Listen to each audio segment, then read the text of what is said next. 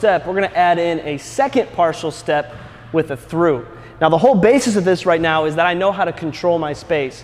You'll be amazed at how many people don't know how to keep space because everything in their minds is always long. How long can I be? And a lot of times that's because coaches are always stretching length and actually escaping people rather than keeping options open and staying explosive. For instance, if I started to take a first step and my step went long, and then I try to beat you with a second step, maybe when I go through, look how much space that I've actually covered.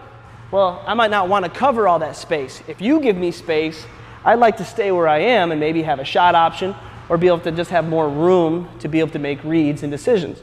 So right now, what I want to put our focus on, I'm starting off on our back dots to make sure that I'm nice and wide. My feet are wider than my shoulders. And I want to make sure that no steps go completely off of the mat. So if I did a turn pound with a partial step, still hitting right around that gray area, when I go through my legs now, I want to stay partial. Now once again, a partial step means my feet stay underneath my body. So as long as this foot doesn't extend past my shoulders, I'm still in a partial step territory. Now what I'm aiming for is to keep at least my heel on the corner of the mat. So I'm going to be aiming for the corner of the box. That's where I want to be right now. And that's what's nice about this mat when I have it, is I can use the visuals of that to hold myself accountable. So if I was doing a partial step right to that spot and I go through, I'm aiming for that spot, I can reset back up. So I want to make sure that I'm holding myself accountable to that space, turn pound through, and I'm setting myself back up. Nothing goes too long. I'm working on the timing of the dribble, the timing of that step.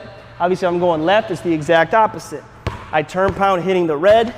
I want to make sure that I'm staying low, I'm staying short with that step, and then when I go through, I'm keeping myself in that same stance. So if I turn pound through, notice I'm still in that wide drop stance. I'm staggered, but I'm short. Now I have both legs and the ability to explode when and if I want to.